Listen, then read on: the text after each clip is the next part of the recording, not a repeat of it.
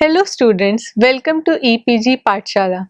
I am Dr. Anjali Sharma from University of Delhi. Today we are going to talk on module Functions of a Complex Variable under the paper Mathematical Tools for Materials. So students, let us see what we are going to learn in this module. Complex numbers are introduced in two different ways. Geometric interpretation of the complex numbers as points in a plane is provided and representation in terms of polar coordinates is given. The point at infinity is introduced and explained via stereographic projection.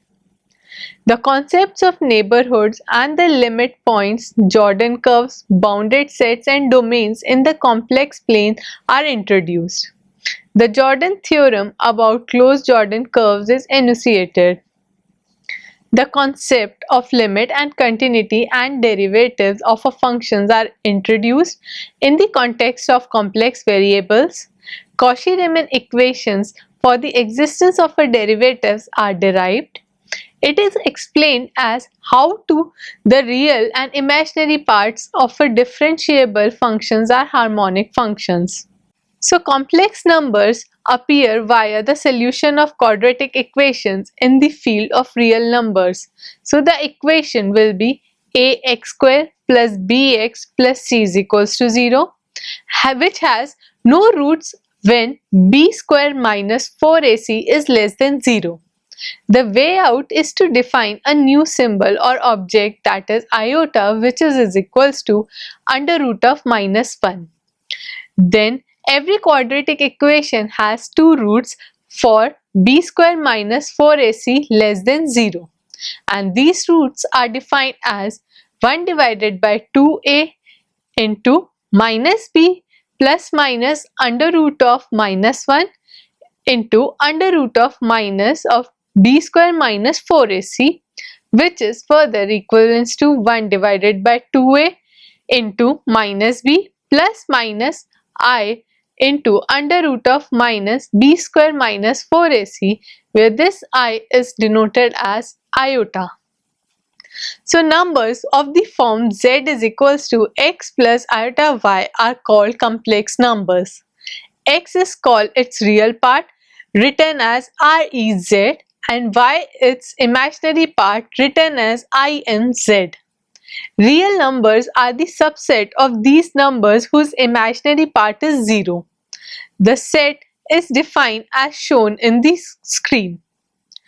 C is the set of a complex number. We suppose that the number iota obeys for all the usual laws of algebra. So let alpha is equals to a plus iota beta and beta is equals to c plus iota beta.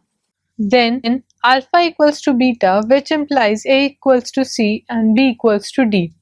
Alpha plus beta is equals to beta plus alpha, which is equals to a plus c plus iota b plus d. Alpha beta is equals to beta alpha equals to a plus iota b into c plus iota d, which is equals to ac plus iota ad plus iota bc plus iota square bd equals to ac plus iota ad plus iota bc minus bd, which is equals to ac minus bd plus iota into ad plus bc. Alpha divided by beta is equals to a plus iota b divided by c plus iota d equals to a plus iota b divided by c plus iota d into c minus iota d by c minus iota d is equals to ac plus bd minus iota into ad minus bc divided by c square plus d square, which is equals to ac plus bd divided by c square plus d square minus iota ad minus bc divided by c square plus d square. The complex number z bar is equals to x minus iota y is called the complex conjugate of the complex number z is equals to x plus iota y. It is then easy to see that if zw belongs to c, then imaginary z is equals to z minus z bar divided by 2 iota. Zw whole bar is equals to z bar w bar. An alternative route. There is an alternative but completely equivalent way of defining complex numbers. Define a complex number as an ordered pair of real number AB and define two complex numbers AB and CD are equal if and only if A equals to C and B equals to D. The sum of two complex numbers AB and CD as the complex numbers AB plus CD is equals to A plus C, B plus D. The product of two complex numbers a, b and c, d as the complex numbers a, b into c, d is equals to ac minus bd, ad plus bc. Then a, 0 plus b, 0 is equals to a plus b, 0 and a, 0 into b, 0 is equals to ab, 0. This is completely equivalent to the algebra of real numbers. Thus, without any ambiguity, we can identify the pairs a, 0 with the real numbers a. Now let us see the geometric interpretation. X into a, b is equals to a, b into x, which is further equals to x, 0 into a, b, and it can be further equivalent to x a, x into b. Hence, any complex number z is equals to x, y may be written as z is equals to x, y equals to x, 0 plus 0, y equals to x plus y into 0, 1, which is further equals to x plus iota y, where iota stands for 0, 1. So iota square is equals to 0, 1 into 0, 1, which is equals to minus 1, 0 equals to minus 1. That completes the equivalence of two approaches. There is an obvious one-to-one correspondence between the points in a plane and the set of complex numbers where we identify the real parts of a number with the x coordinate and the imaginary part with the y coordinate. This geometrical picture is often called the Argand diagram. The sum of two complex numbers is then given by the parallel law of addition. The modulus of the complex number is defined to be a non-negative number. R is equals to mod of z equals to under root of x square plus y square, which implies that mod of z square is equals to z into z bar. The conjugate of a complex number is simple, the reflection of the complex number in the x-axis as shown in the figure. Given two complex numbers z and w, mod of z plus w whole square is equals to z plus w into z plus w bar is equals to z plus w into z bar plus w bar, which is equals to z into z bar plus w into w bar plus 2 into real part of z bar w, which is less than equals to z into z bar plus 2 w into w bar plus 2 z bar into w bar, or mod of z plus w is less than mod of z plus mod of w. This is well known triangle inequality. Geometrically, it implies that any side of a triangle is less than the sum of two other sides. Similarly, we have mod of z minus w greater than equals to mod z minus mod w. Polar coordinates. If we represent the point representing z by its polar coordinate, z is equals to x plus iota y equals to r cos theta plus iota r sin theta equals to mod z into cos theta plus iota sin theta. R is the modulus and theta is the argument of the complex number. The argument has an infinite number of values. If theta is an argument, then so is theta plus 2n pi, n equals to 0, plus minus 1, plus minus 2, and so on. The principal value of argument z is defined to be the one that lies between plus minus pi if z is equals to x plus iota y equals to r cos theta plus iota sin theta, w is equals to u plus iota v equals to r dash into cos phi plus iota sin phi, then zw is equals to r dash into cos theta plus iota sin theta into cos phi plus iota sin phi, which is equals to r dash into cos theta plus phi plus iota sine theta plus phi. Thus, the product of two complex numbers is represented by the point whose modulus is the product of the moduli and the argument is the sum of arguments of the points. We have one of the most important formula in complex analysis, that is the Euler's formula, that is e raised to power iota theta is equals to cos theta plus iota sine theta. Many proofs of this formula are possible. One simple proof depends on the power series expansion of the sine, cosine and exponential functions, which we will deal with in later units. Using Euler's formula, we can write z is equals to r e raised to power iota theta. The multiplication law now becomes zw is equals to r e raised to power iota theta, r dash e raised to power iota phi is equals to r dash e raised to power iota theta plus phi, which implies that e raised to power iota theta into e raised to power iota phi is equals to e raised to power iota theta plus phi. It follows that e raised to power iota theta into e raised to power minus iota theta is equals to 1, which implies that 1 divided by e raised to power iota theta is equals to e raised to power minus iota theta. Z divided by w is equals to r divided by r dash into e raised to power iota theta minus phi is equals to r divided by r dash into cos theta minus phi plus iota sine theta minus phi. Now let us see the point at infinity. If we take a pencil of curves through the point alpha in the Argand diagram, the transformation z dash is equals to 1 divided by z transforms them into a pencil of curve through the point 1 divided by alpha, provided alpha is not 0. To avoid this exception, we postulate the existence of a single point at infinity in the Argand plane. This point at infinity corresponds to the origin under the transformation z dash is equals to 1 divided by z. Many proofs of this formula are possible. One simple proof depends on the power series expansion of the sine, cosine and exponential functions, which we will deal with in later units. Using Euler's formula, we can write z is equals to r e raised to power iota theta. The multiplication law now becomes zw is equals to r e raised to power iota theta, r dash e raised to power iota phi is equals to r dash e raised to power iota theta plus phi, which implies that e raised to power iota theta into e raised to power iota phi is equals to e raised to power iota theta plus phi.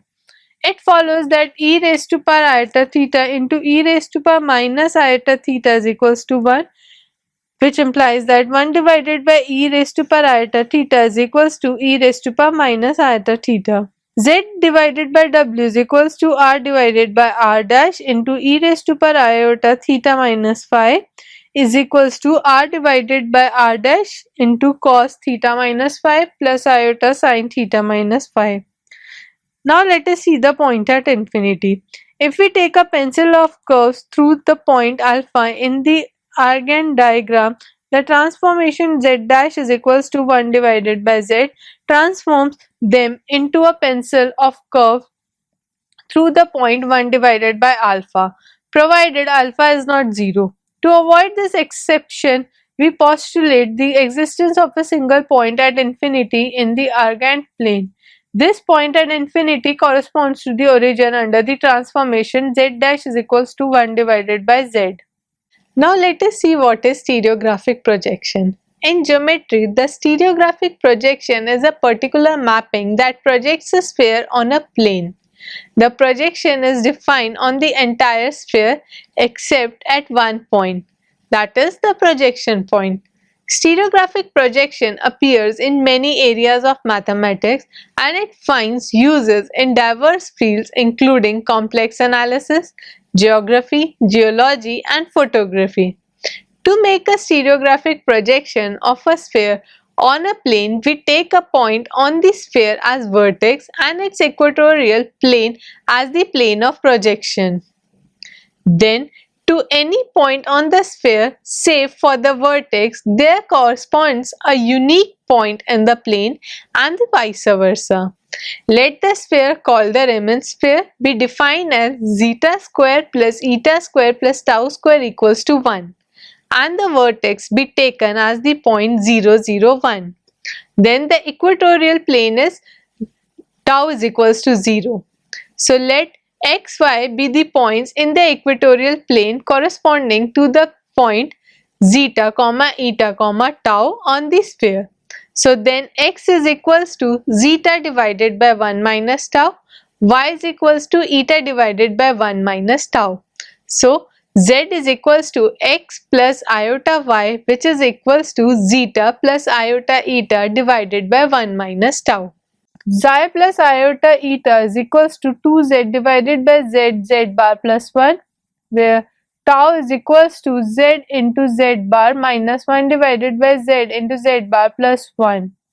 The point xi eta minus tau corresponds to xi plus iota eta divided by 1 plus tau, but from the equation of the sphere, xi plus iota eta into xi minus iota eta is equals to 1 plus tau into 1 minus tau, which implies that z dash is equals to xi plus iota eta divided by 1 plus tau is equals to 1 minus tau divided by xi minus iota eta is equals to 1 divided by z bar, which implies that mod of z into mod of z dash is equals to mod z divided by mod of z bar equals to 1. So argument of z dash is equals to argument of 1 divided by z bar equals to argument of z. Hence z and z dash are inverse points with respect to unit circle with the center at the origin.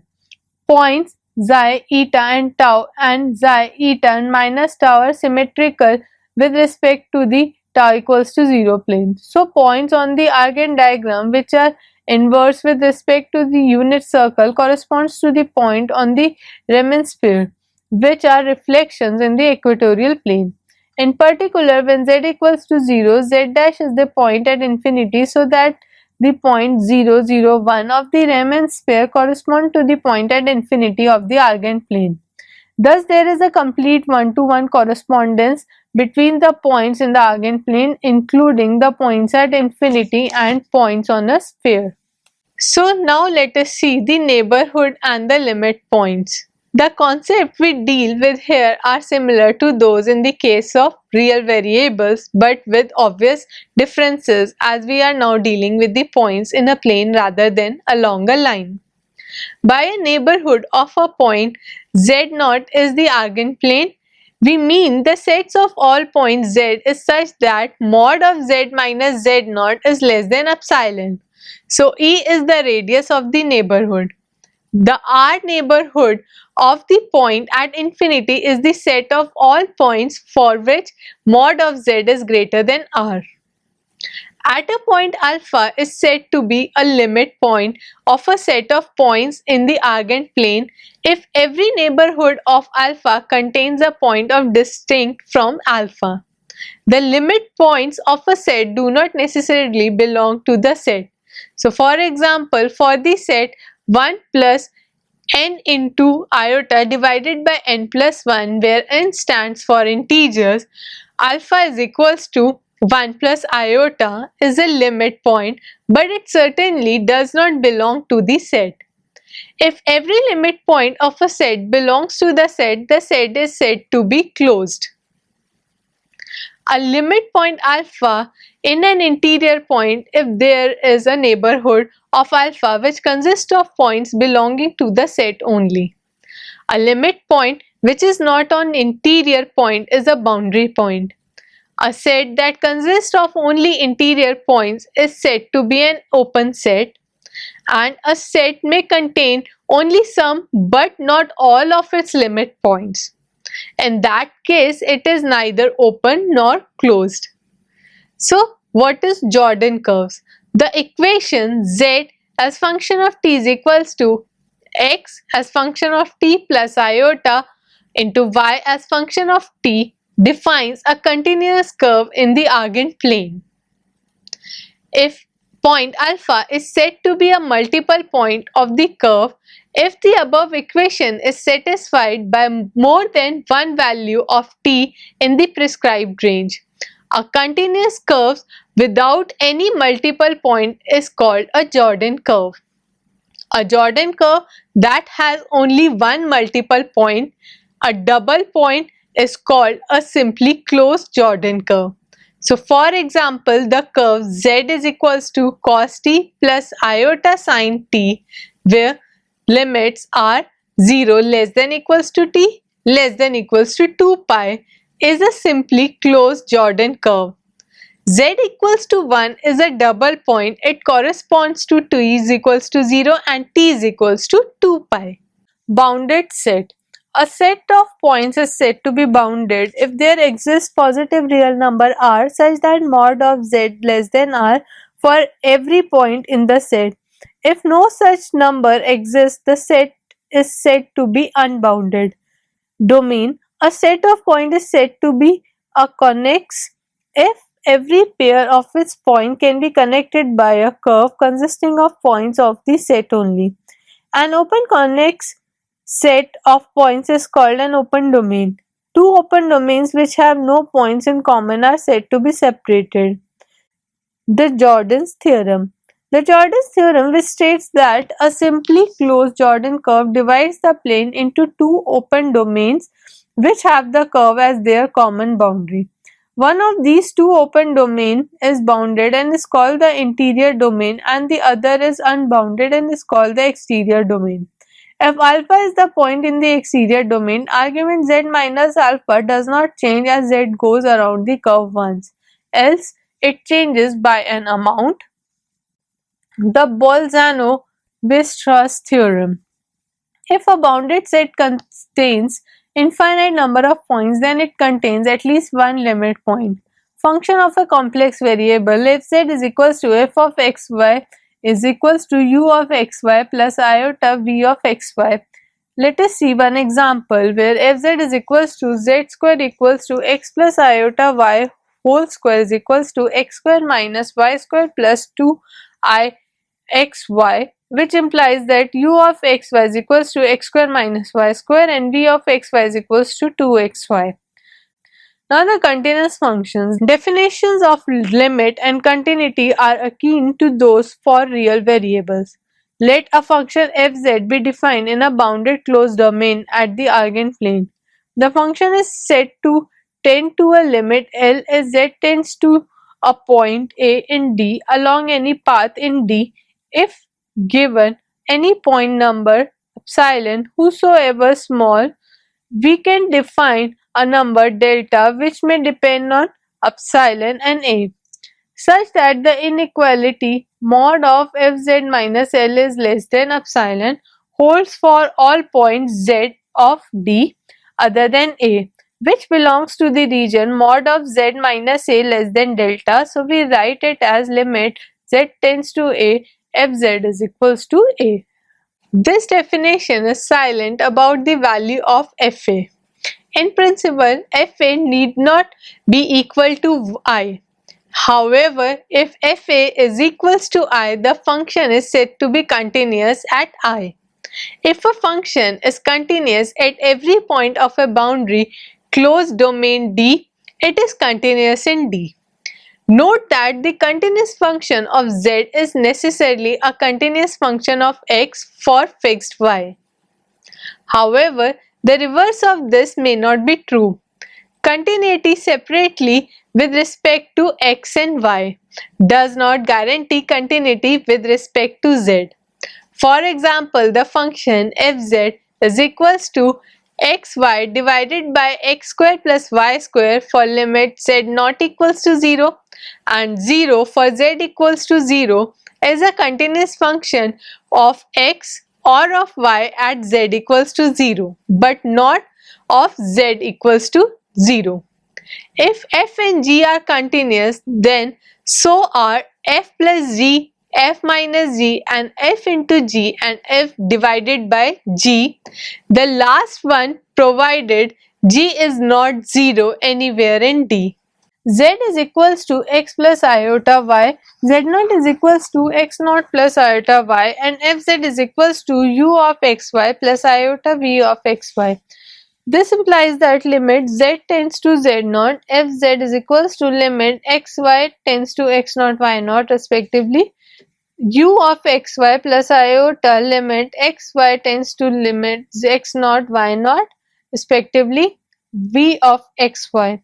Hence, fz is continuous at z is equals to x plus iota y precisely when u and v are there. Function of a function. Let functions f and g be defined respectively on the domain D and E, which are subsets of the complex plane. E contains fd. Let W belongs to D. Suppose f is continuous at W and G is continuous as fw. Then the composite function gf is continuous at W. Let epsilon be greater than 0 be given. Then there exists some delta greater than 0 such that mod of gz minus g of fw is less than epsilon for z belonging to E, satisfying mod of z minus fw less than delta. But then there exists some eta greater than 0 such that mod of fz minus fw is less than delta for all z belongings to D, and satisfying mod of z minus fw less than eta. Thus, if mod of z minus fw less than eta, then mod of fz minus fw less than delta, and therefore mod of g of fz minus g of fw is less than epsilon.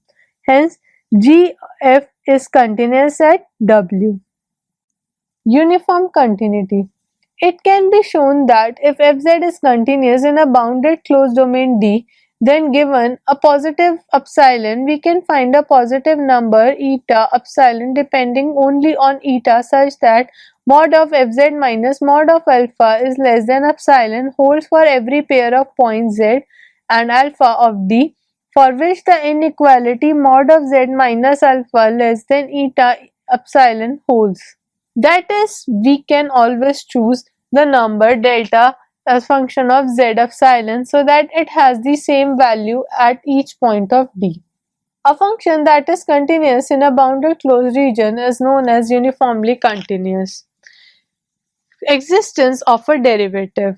Suppose f is a function and z0 is an interior point of the domain of f. The derivative f dash z0 of f is f dash z0 is equals to limit z tending to z0 fz minus fz0 divided by z minus z0.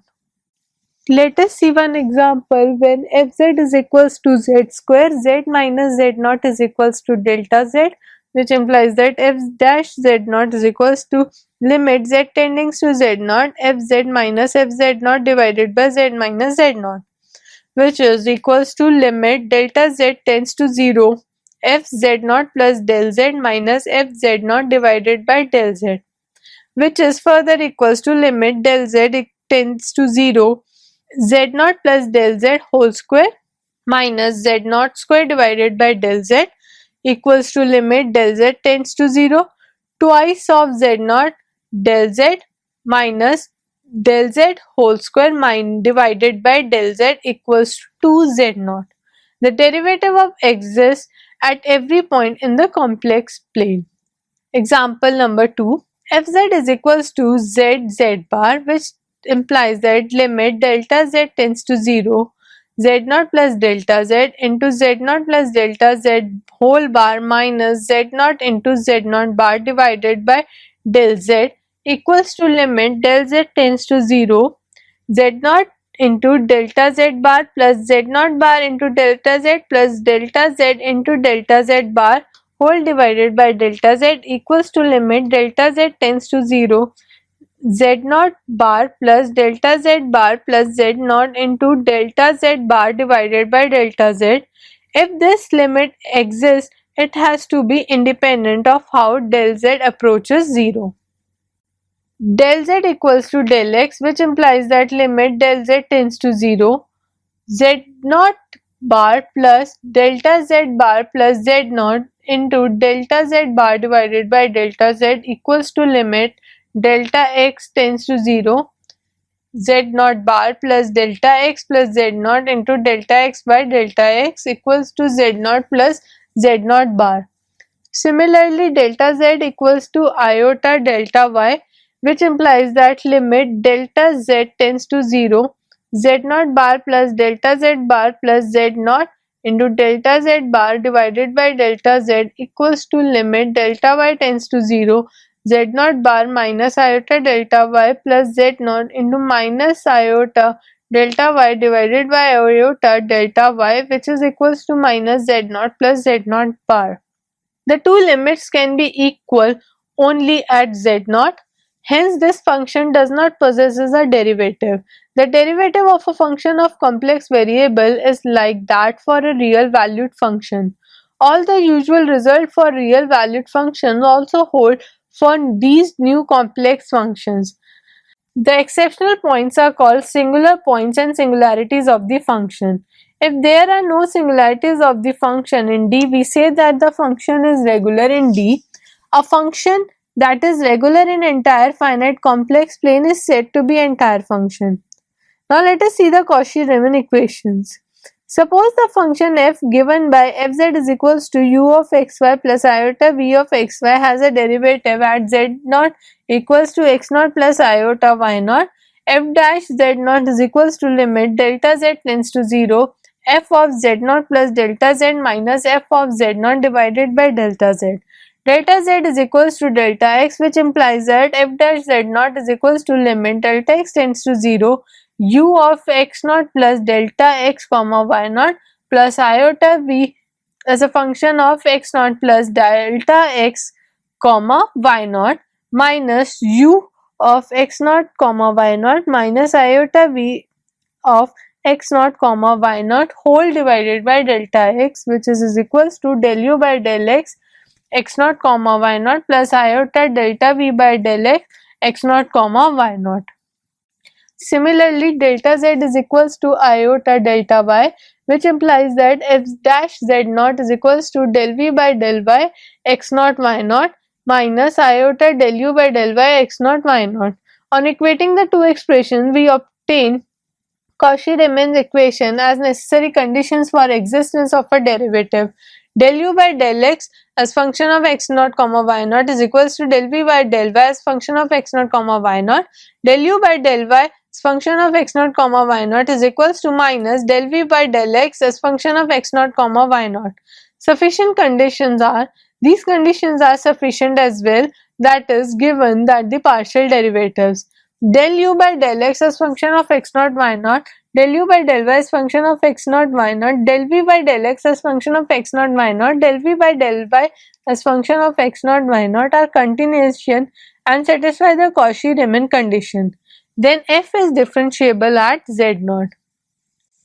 U of x naught plus delta x comma y naught plus delta y minus u of x naught comma y naught is equals to u of x naught plus delta x comma y naught plus delta y minus u of x naught comma y naught plus delta y plus u of x naught comma y naught plus delta y minus u of x naught comma y naught, which is equals to delta x del u by del x as function of x naught y naught plus delta 1 plus del y into del u by del y as function of x naught comma y naught plus delta 2, where limit del z tends to 0 delta 1 or delta 2 is equals to 0. Using similar results of v, f of z naught plus delta z minus f of z naught the whole divided by delta z is equals to delta x into bracket del u by del x as function of x naught y naught plus del 1 plus iota del v by del x as function of x naught y naught plus iota delta 2 bracket close plus del y brackets del u by del y x naught y naught plus del 3 plus iota del v by del y as function of x naught y naught plus iota delta 4 bracket close whole divided by del x plus iota del y. Use Cauchy-Riemann's conditions to eliminate derivatives with respect to y in favor of those with respect to x, and we obtain limit del z tends to 0 f of z naught plus del z minus f of z naught divided by del z equals to del u by del x of x naught y naught plus iota del v by del x of x naught y naught. Harmonic functions. Assume that the functions u and v are twice differentiable with continuous second order partial derivatives. Then the Cauchy-Riemann equations can be differentiated. Differentiate the first equation with respect to x and the second with respect to y, so that del square u by del x square is equals to del square v by del x del y, and del square u by del y square is equals to minus of del square v by del y del x. Now use del square v by del x del y equals to del square v by del y del x and add the two equations. Then del square u by del x square plus del square u by del y square is equals to 0, and similarly del square v by del x square plus del square v by del y square is equals to 0. U and V are solutions of the Laplace equation in the two dimensions. Functions that satisfy the Laplace equations are called the harmonic functions. Thus, the real and imaginary parts of the analytic function are harmonic. For any real harmonic function u as function of xy in a simple connected domain, there is a harmonic function v of xy called the harmonic conjugate of u, such that f is equals to u plus iota v is analytic. Now let us see one example where u of xy is equals to 2x cube minus 6xy square plus 5x is a harmonic function. From Cauchy-Riemann's equation, del v by del y is equals to del u by del x is equals to 6x square minus 6y square plus 5, which implies that v as function of xy is equals to 6x square y minus 2y cube plus 5y plus fx. Del v by del x is equals to minus del u by del y, which is equals to 12xy is equals to 12xy plus f dash x, which implies that f dash x is equals to 0. This implies that fx is equals to c and v is equals to 6x square y minus 2y cube plus 5y plus c. So students, let us summarize what we have learnt in this module. We begin our study of functions of a complex variable by first introducing the concept of complex numbers. This we do in two different ways. Next, we provide a geometric interpretation of the complex numbers as a point in a plane and give their representation in terms of polar coordinates.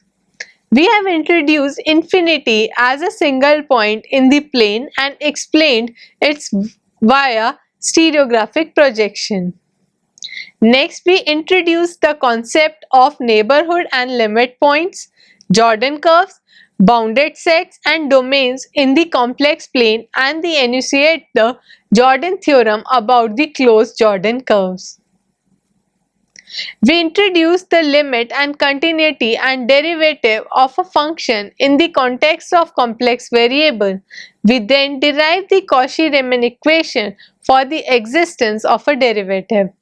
Finally, we explain as how the real and imaginary parts of a differentiable functions are harmonic function, that is, they are solutions of Laplace equation in two dimensions.